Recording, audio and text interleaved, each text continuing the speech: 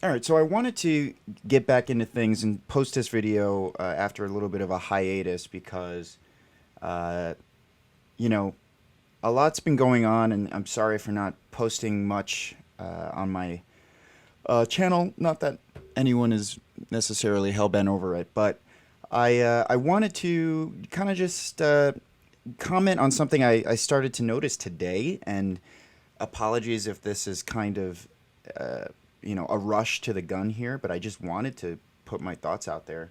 Um, and it seems like a lot, or there's a few factions in the leftist community having an all-out brawl happening right now, and I just wanted to put my 2 cents to it. But I wanted to start off with some quick clarity. I have been away from YouTube for a little bit. I was posting a lot earlier this year, and kind of was getting in the groove of things, but personal things have happened, and a lot of distractions, and I unfortunately have not been able to post and create content as much as I'd like to. But things can always change. Life goes on, and you're always given an opportunity to redeem yourself. And I'm hoping to do that fairly soon.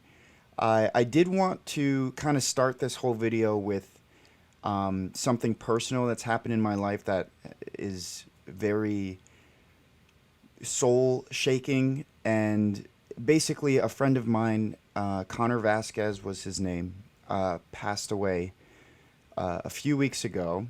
And I bring him up because he was a friend of mine who constantly encouraged me to keep chasing my dreams.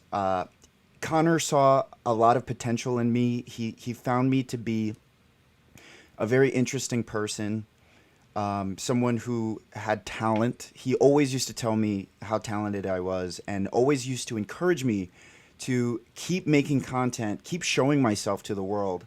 And we were actually trying to, we had talks of creating a podcast in the past, and unfortunately, life got in the way of that. But basically, I bring him up because I feel that I've been lazy in some ways and unmotivated and undriven to post and create videos. And if there's anything that Connor had told me, uh, it was to continue to put myself out there and chase my dreams. And I thought, you know what, might as well, even though it's been rusty. I've been rusty, and it's been a while since I've kind of put anything on my page. I thought, you know what, in his spirit, why don't I uh, put my actions, put my words to actions, actions to words, something, you know what I mean. And basically, I figured, all right, I've had this idea since I woke up this morning to post a video on my comments on what's going on. And so I thought, instead of second guessing myself and overthinking and wondering, do I need to write a script? Do I need preparation? Do I have the right tools? Do I have the time? I just thought, you know what, heck with it, let's do it. And in the spirit of my friend Connor, I just did it. So, Connor, this one's for you, and thank you for everything that you've done for me, and all the kind words that you told me throughout the years, and believing in me. And that's, your words made me realize that I need to believe in myself more. So how does that tie into what I wanted to talk about today? I guess basically, uh, death really makes you realize what people mean to you, and how you feel about people on a very deep personal level, and all of the egotistical jargon that gets in the way can really distract you on how you feel as a person, and about a person, is what I meant. And so I think, every time someone passes away, and, it used to start when, back in the day, people used to die all the time around me. And I would think to myself, okay, I didn't know that person that well. I didn't know that person that well. Oh, that's a bummer. That really sucks. And even the people that it affects a lot harder. You feel bad for them, but you wonder to yourself, I can't imagine how that feels like because it's never happened to me. And I feel like as you get older, and please let me know if you feel the same way. As you get older, people start to pass away that have more and more of a connection to you. And this is there are exceptions. There are people who have had sudden losses in their lives. So this actually, I don't think it applies to everyone. Definitely doesn't apply to everyone. But it applies to me personally, that as when I was younger and growing up, people would pass away and it would hardly mean anything to me on my day-to-day life, in my day-to-day life. It really wasn't that big of a deal.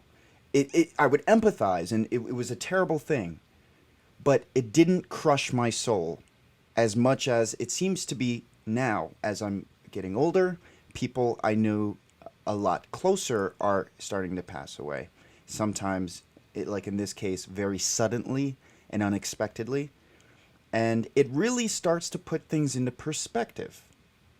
You start to kind of look at people in your life a little bit differently. You start to wonder, should I have more patience with this person? Before you rush to criticize someone and judge them, death kind of puts things into perspective, in the perspective of, what if this person isn't here tomorrow?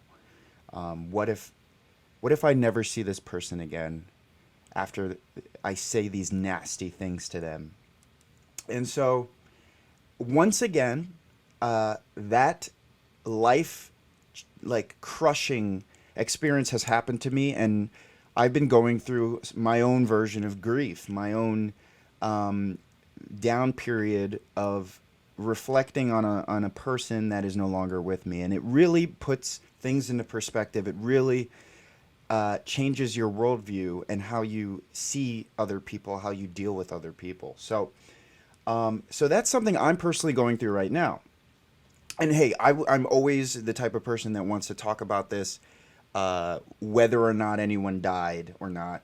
I think generally we all should just be good to one another, and we should try to catch our egos as much as possible, because our egos run a lot of the show than we actually know it does. But I think this personal experience that I'm going through right now, I feel like it kind of connects with this war between the leftists that I follow and I admire on YouTube.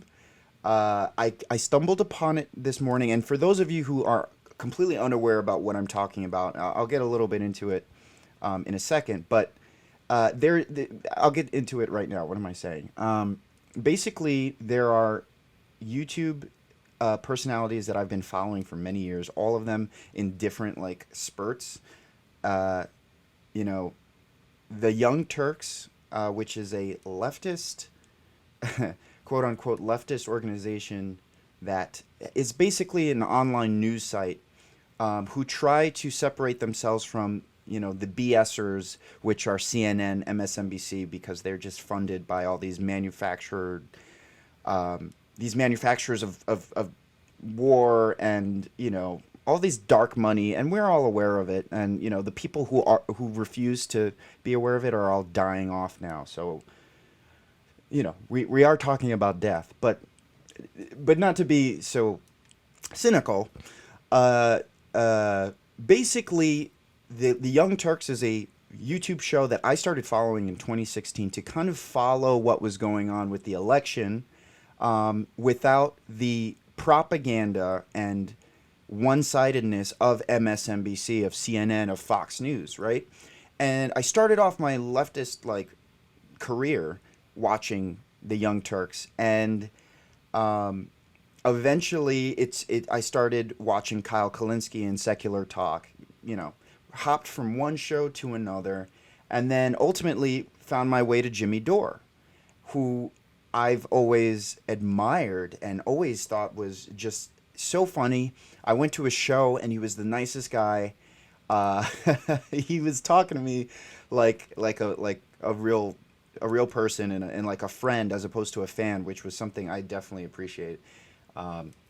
So when someone could just talk to you that you admire, like you're just their friend, it's really the best feeling in the world to connect with one of your heroes like that. So I guess, to kind of explain what's going on, I was checking, I think it was yesterday, it might have been yesterday, but I was checking Twitter and I started seeing people going back and forth with some sort of argument.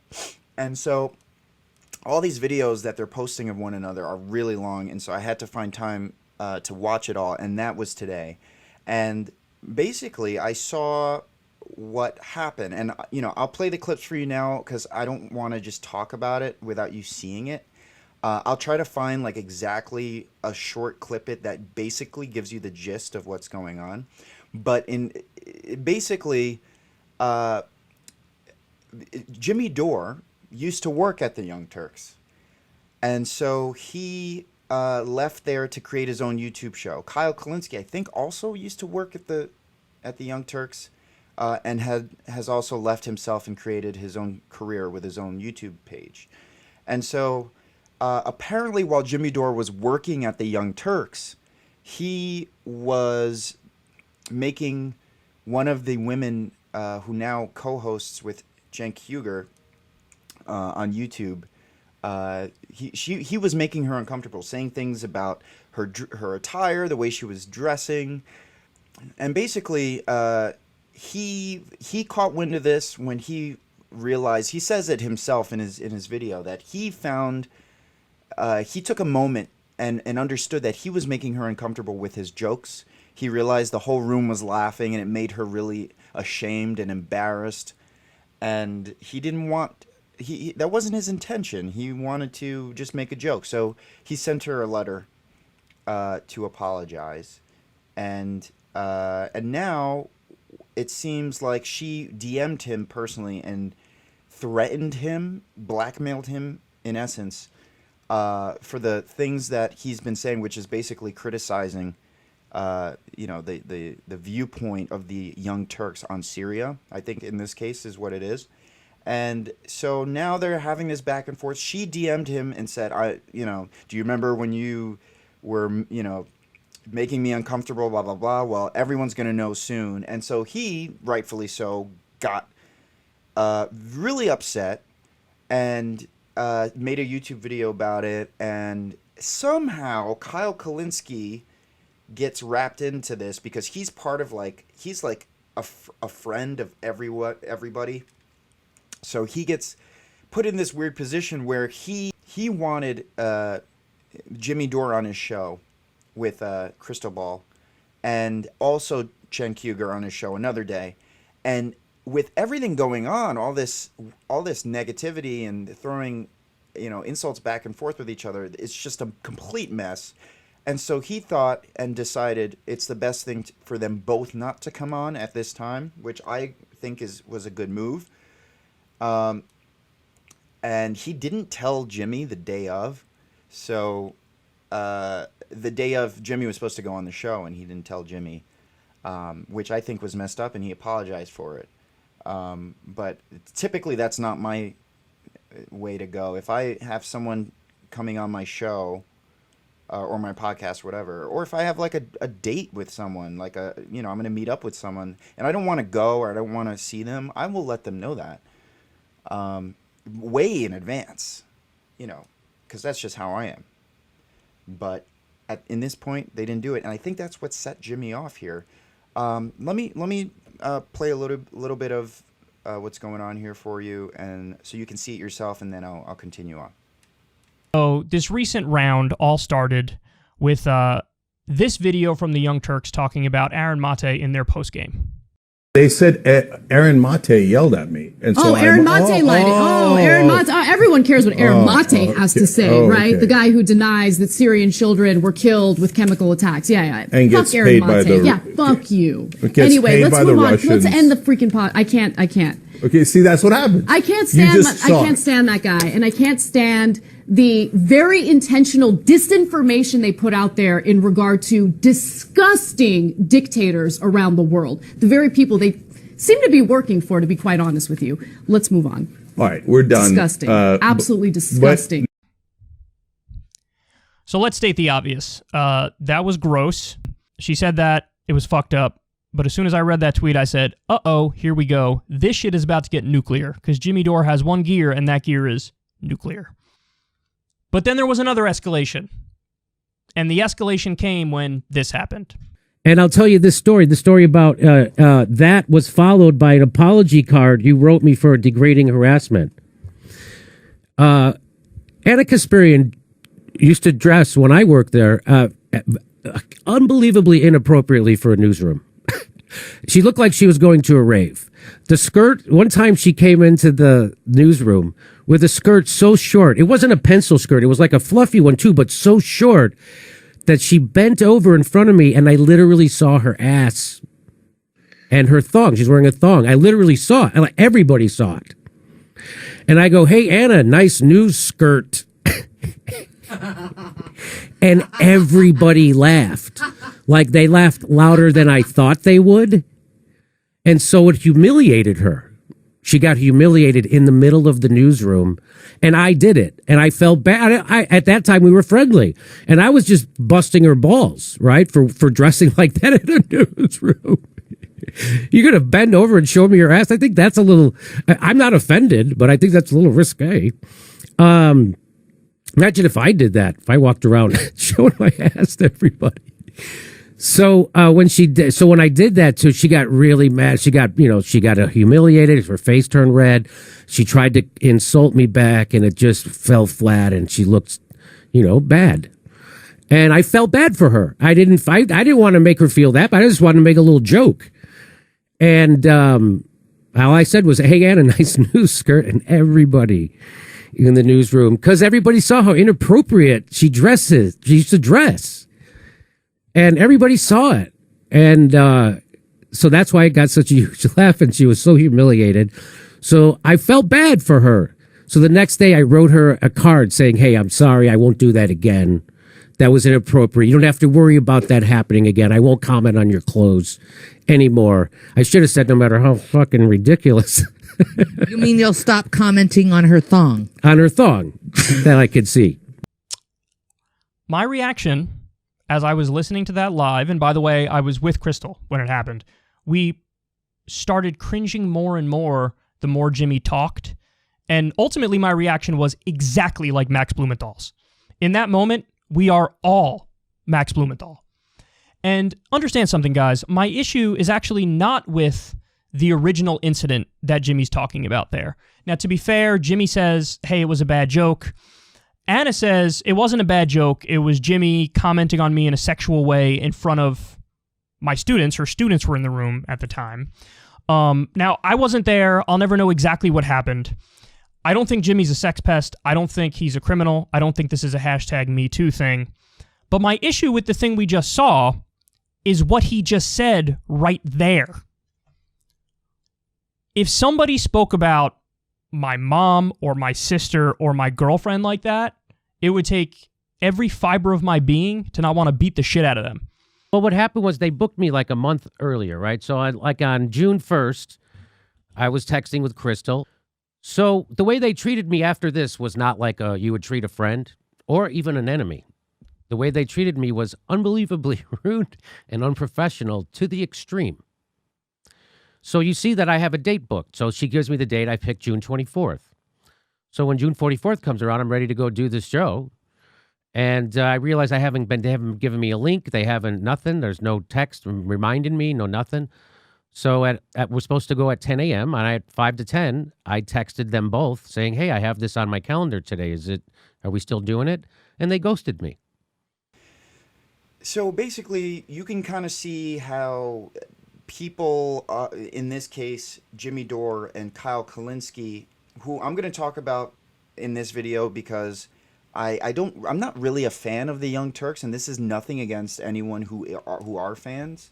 I just stopped watching because the way I've matured as a person has kind of not aligned with the way that they are and the things that they say now, and that's fine. I mean, that's life. I don't go out on Twitter and criticize anyone for anything, and I'm not really wrapped up in that world as much as everyone that I'm talking about is, so that's kind of why too. And some people might say, why are you even commenting on this? But I do think I did think I had a perspective that needed to be heard when it comes to what's going on here. But basically, Jimmy Dore, who I'm such a big fan of. I'm such a big fan of Jimmy Dore.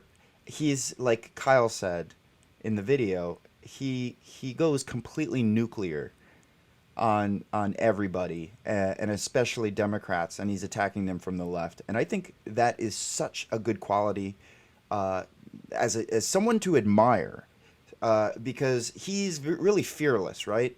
And that's been something that I've always been trying to chase myself. Is like, be fearless.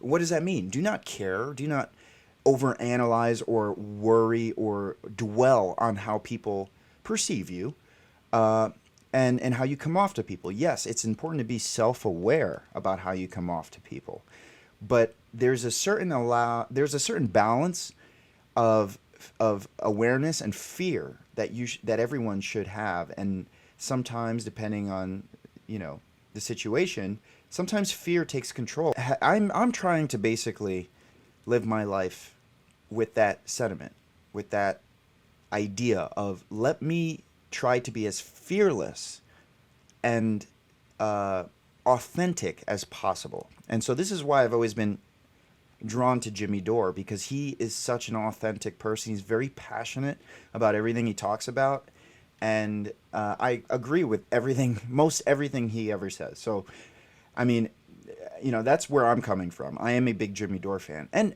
so I just want to kind of tie in here what I was talking about earlier about the fact that I am experiencing a loss, which is making me, in this direct moment in time, start to appreciate my life and the people in my life more.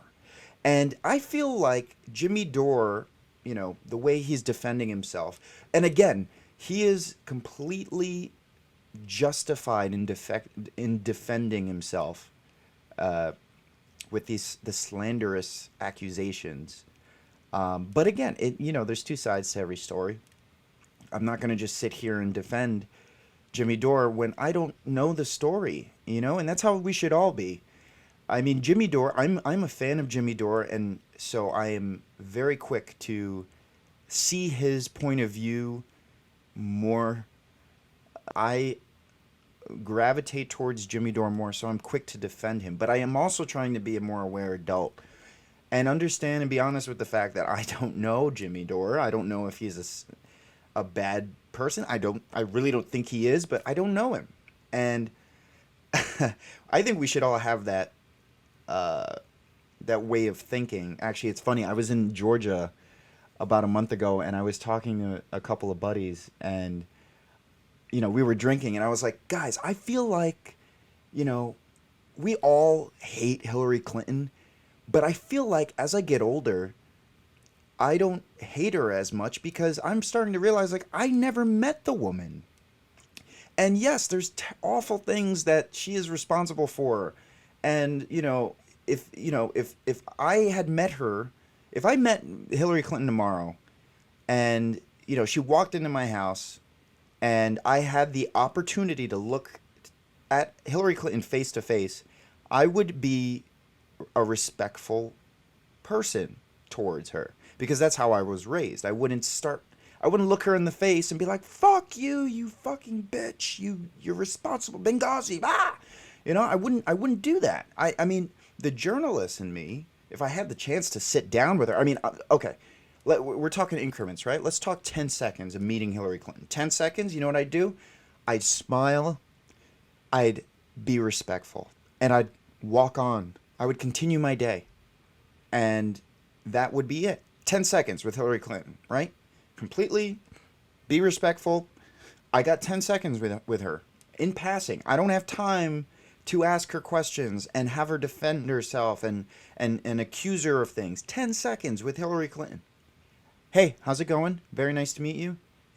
This is exciting. And that's it. That's done. Now, if I had 5 minutes with Hillary Clinton, I'm in line with her at let's say Wegmans. I'm in line with Hillary Clinton at Wegmans. We got 5 minutes. It's a long line, right? It's Thanksgiving weekend. Again, I'm respectful. We're in a public place. We are not in a situation where I should be scolding her, in my opinion, because I don't know the woman. She's never done anything personally to me, and so I'm not going to make her uncomfortable. 5 minutes with Hillary Clinton. I'd probably use that as an opportunity to again be respectful, but also maybe ask her some things that I always wanted to know. And again, I don't want to get into a huge tangent here, but I would use that 5 minutes with Hillary Clinton just to kind of take advantage of the situation. Here I am with Hillary Clinton. Let me ask her: is she aware of Baby Shark?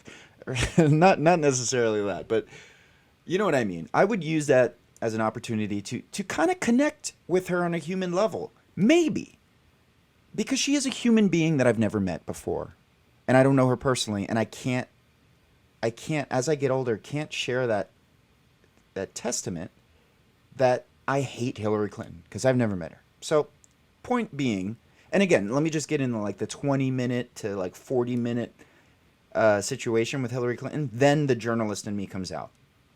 I start pressing her. I'm like, again, always respectful, because that's how I was raised. And I'm like Kyle Kalinske here, who has said that he's a very introverted person, and he doesn't like conflict, and he doesn't like getting involved in personal slander and stuff like that. He keeps it to policy, and I very much agree with him there. But if I had 45 minutes with Hillary Clinton, I'd probably the journalist in me would start questioning her, and probably I would try to plan it beforehand if I had the opportunity, and I would try to ask her things that other journalists haven't done. And have it recorded if I could, and analyze her micro expressions. I'd probably ask her about the kill list and the hit list and all that. But I digress. The reason I bring this up though is because I'm just saying that I don't know any of these people that I'm talking about, so I really don't have the right to criticize or talk about these guys. I just wanted to share my perspective on it all. Let's fast forward back to Jimmy Dore, right?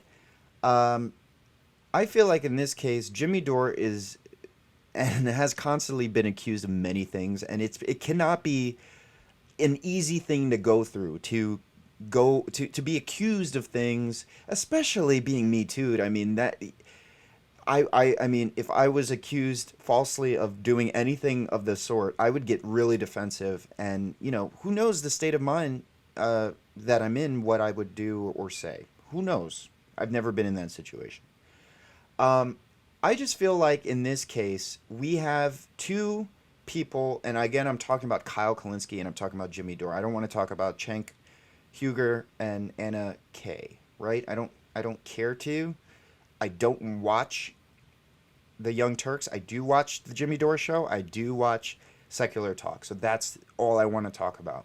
I feel like this little back and forth that they're going through is very... I mean, there's some elements of it that needs to be understood when it comes to how they're saying the things that they're saying about each other.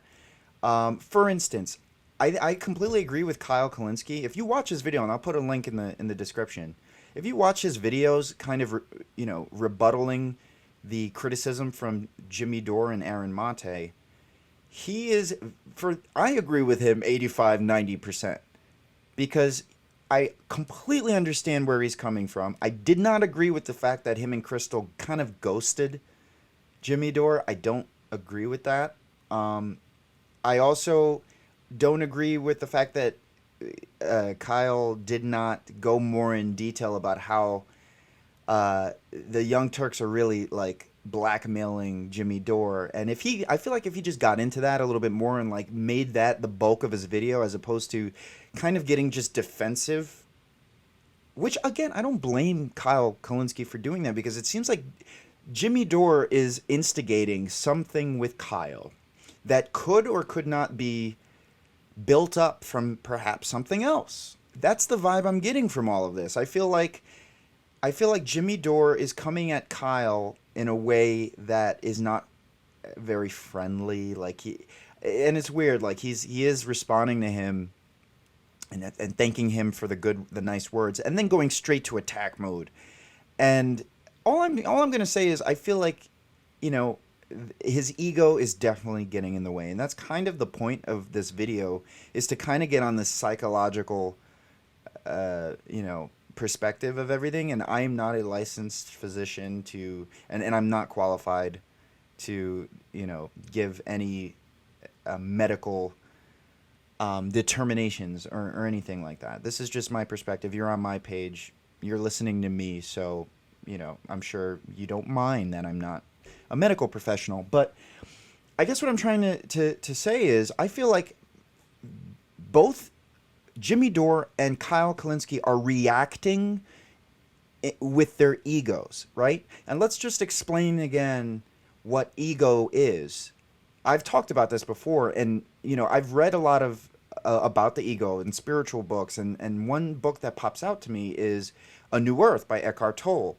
And he basically explains that the ego is not what we all think it is, or just that. It's not. It's a lot more than just, oh, I think I'm the best, and I have the biggest ego in the room, and everyone else is below me. That's not the grand scheme of what the ego is. The ego is the sense of self. It is who you are. It starts developing around 2 years of age, and an example of seeing it in a young child is if you take their toy away from them, they start to cry and they scream for their toy, my toy, my toy. That's the ego. That they've associated that toy with their sense of self, and that's the earliest signs of the ego. And there's nothing wrong with it. We all have ego, all right? We all have ego, but it's important to identify it. And so when people start accusing you of things, your ego takes the full center immediately, unless you're a trained spiritual guru. With most people, if you are accused of something, your ego comes out. It remains dormant for a long time, but it comes out, and it steps up to defend itself, because this is my sense of self, right? This whole situation is showing off the complexities of Jimmy's ego. And again, no disrespect to the man, and I hope he doesn't see this, because I'm a fan of him, and I would hate for him to watch me and be introduced to me virtually with me accusing him of anything. I'm just trying to, because a lot of what I try to do is kind of talk in a political, spiritual, psychological, try to put it all together so we can kind of fully understand what's going on, as opposed to sticking to one level. I'm trying to integrate all the levels here. And I feel like Jimmy's ego is kind of fragile. And I'm not saying this as him as a person, his ego is fragile. I'm saying in this moment in time, which is another important thing to analyze, right? Jimmy Dore could have the strongest ego. And I've seen examples of that, because he's constantly getting things thrown at him all the time, and he still keeps going, and he is so awesome. So his ego, I'm sure, is pretty strong, but in this moment, with these accusations, his ego is very fragile. It is coming. His self-awareness and his true self, which is a separation of the ego, is not in control in this point in time. There are a variety of things or reasons why that could be. Maybe he had an argument with his wife and she said he had a small penis or something. And his ego was hurt, and now, directly after that, or anything else that could have happened, he got on the phone with his mother and she said, I always hated you and you disappoint me. There's so many different factors of why someone's ego can be fragile in a moment. And I think as we evolve as people, we should keep that in mind and say, oh, you have a fragile ego, you're this person, you're that person. But we really are different people every single moment of the day. So let's just get that straight. But in this situation and what's going on now, I have the feeling, and I'm under the impression, that Jimmy Dore's ego is very fragile. And why? Because look at the way he's quick to subtext Kyle Kalinske. Look at the way that he's tweeting at Kyle. And the things that he's saying when he criticizes him back on his show, he's kind of throwing low blows at him. And it's not, to me, it's not coming from a very stable mental place. And it's sad because it's just on display for everyone to witness. And if Jimmy Dore was someone that I knew very closely, I'd be very upset that someone I know and care about is exposing themselves and their inner psychology to the world. So it's sad being a fan of Jimmy Dore to see that. Let's move it to Kyle Kalinske, right? He's someone that I get the impression has a stronger ego and sense of self in this point in time. But it's not completely stable. And what do I mean by that? I mean that I can see Kyle getting so defensive that his natural inclination, which I'm getting the impression that his natural inclination is peace, keep the peace. Like me, I'm very similar. It's very, very out of place for me to get really angry. But I can see that he is, like me, someone who tries to keep the peace as much as possible. I can see his ego subduing that natural, innate ability or that natural, innate thing to do and keep the peace. And I can see the ego just kind of like taking the reins there and being in control, right? So I think in this point of time we see their egos, and someone I would want to see this video is Crystal Ball, because I was driving to Rochester. I was driving to a wedding a couple weeks ago, and I was listening to her on Joe Rogan with Sagar, and she kept saying to Rogan, because he kept bringing up mushrooms and magic mushrooms. She was like, I want to try it. I definitely want to try it. I'm very interested. Joe, let's talk about it after the show. Like, she seems to be interested in taking it. And one thing I would tell the Crystal is that's something that you totally realize when you take substances such as magic mushrooms. You start to separate your ego and your sense of self. Just to clarify that, the sense of self, the person you are, why you love these things, why you hate these things, what you love to do, what you don't love to do, all those aspects of yourself start to disassociate from your actual being. And that's why it's important to take it out in nature, right? And be with someone that you really love and care about, because you're able to connect with nature and other living things on a deeply spiritual and being level, which the ego all the time distracts, right? So to kind of tie it in with the beginning of this video where I started talking about my friend Connor, again, I think that my state of mind at this point in time, which is it fluctuates many times throughout the day. My patience was just tried when my grandfather tried to open the door while I was shooting this video. I'm completely aware of it, and I'm not saying that I am any sort of spiritual guru who's understood and has conquered the ego. Not in any way, shape, or form. But on a larger scale in my life right now, because of the death of a friend that I really cared about, I feel like my current state of mind is very similar to how you feel after a mushroom trip. Your ego has a reality check. Your ego is like, oh yeah. There's other aspects of life other than who I am and what things mean to me and the story of my life. There's other things in life that are separate, on a completely separate plane. And it takes sometimes death or or illegal substances to make you realize that.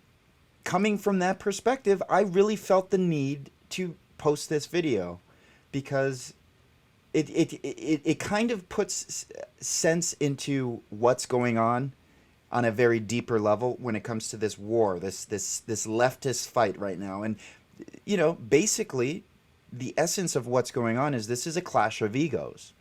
And to Crystal, I would say you would, and I'm sure Joe Rogan would agree with me here, but you certainly can see this under magic mushrooms. And the true selves of Jimmy Dore and Kyle Kalinske really hate this.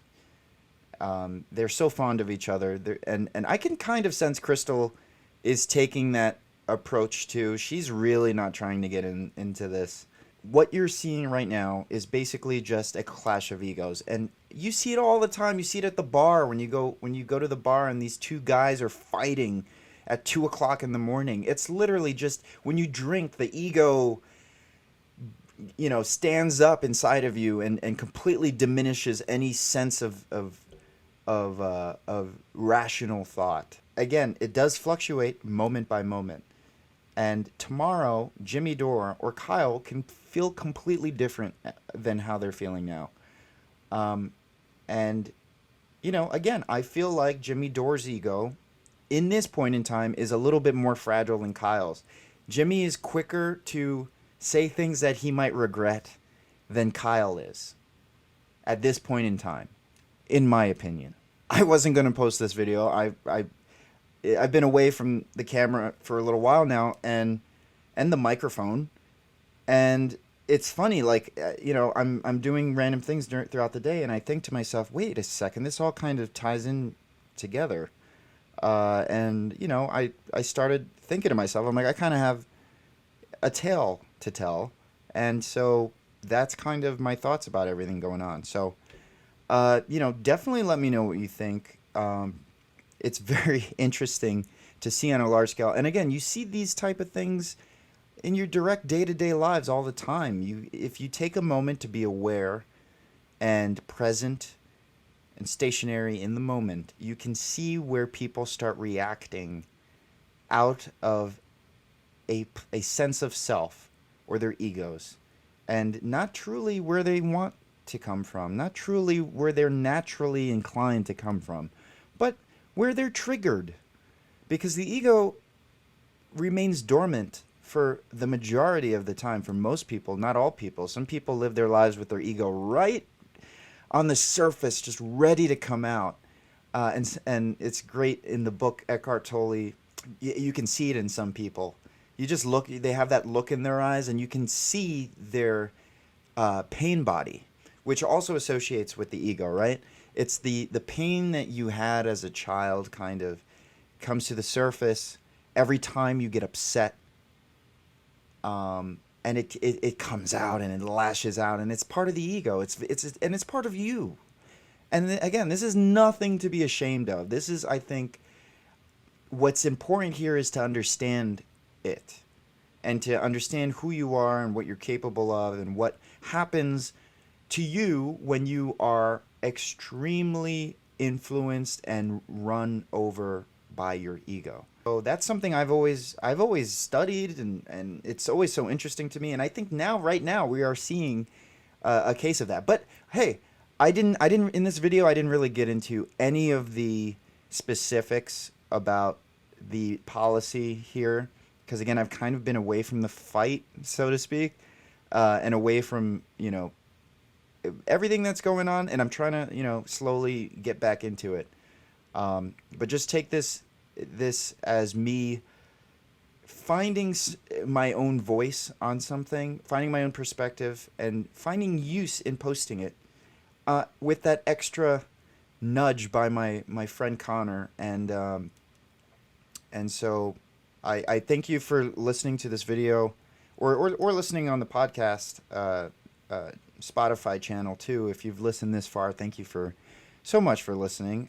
If you like videos like this, where I kind of break down certain ways that people react and their egos, their pain bodies, there is a lot that I've tend to study it and that I think I know about the subject. So if you want more content on it, do let me know in the comment section, or more content about, just talking about what's going on in the leftist sphere. And hey, if there's anything possibly in the future that I can do to bridge the gap and help people kind of come to terms with themselves and what they're going through at the moment, I would love to kind of, step in and be that role.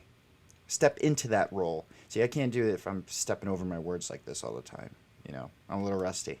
Thank you so much for listening, and I will talk to you all very soon. Ciao.